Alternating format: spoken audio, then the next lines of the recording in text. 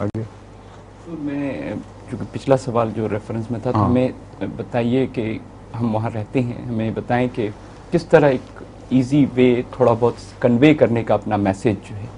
वो उस मुल्कों में किया जा सके हुजूर। वहाँ जो कवानीन की सख्तियाँ भी हैं, जी और सबसे ज़्यादा बड़ी मुश्किल ये है कि मुसलमान मौलवी जो पाकिस्तान से आए हुए हैं और कुछ बने हुए मौलवी, वो शरारत पे हमेशा तुले रहते हैं। इसलिए वहाँ के लोग अगर सादा मिजाज और शरीफ भी हों, और बाज़ दफ़ा वो ख़ुद दावत देते हैं फ़िक्र को और तबादला ख़यालात चाहते हैं, ये शरीर उनकी ये रिपोर्टें जब करते हैं तो फिर वो आपसे अपना हाथ खींच लेते हैं जी और बिल्कुल अलग हो जाते हैं, बल्कि आपके खिलाफ गवाही दे देंगे कि हाँ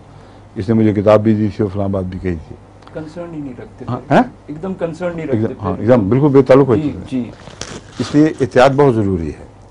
इन लोगों से मुतल्लिक। कुछ तो ये है कि आपके किरदार के नतीजे में जो आपकी ज़ात में दिलचस्पी में लगें, उनसे मोहब्बत के ताल्लुक़ बढ़ाएं, और उनको अगर लिटरेचर देना है तो पूछ लें, बाहर से लिटरेचर मंगवा कर उनको दिया जा सकता है और उनको कहा जा सकता है कि आकर आप पसंद करें तो फ़लाँ पते पर ये लिख दें, हमें फ़लाँ मज़मून का इस्लामी लिटरेचर मुहैया किया जाए, फिर हम आपको दिलवाएंगे। ठीक है, जी हम बराह रास्त इसलिए नहीं दिलवा सकते कि आपकी हुकूमत इजाज़त नहीं देती, मगर बाहर वालों को तो ऊपर तो पाबंदी नहीं है, इसलिए पते मैं आपको देता हूँ, आप वहाँ से मंगवाइए। तो जिनको जिनमें संजीदगी है वो मंगवाएंगे जी और आप पर कोई हरफ नहीं आएगा। ठीक है। इसके अलावा जब कुछ ऐसे लोग हों जो नेक फितरत रखते हों और आप समझते हैं कि कुछ करीब आ रहे हैं, वो जब भी बाहर जाते हैं वहाँ की जमात का एड्रेस उनको दें और जमात को उनका, हिंदुस्तान जाएं, पाकिस्तान जाएं, इंग्लिस्तान आएँ, अमेरिका, जर्मनी, जहाँ भी जाएं, वहाँ की जमात का पता भेजें, उनको दें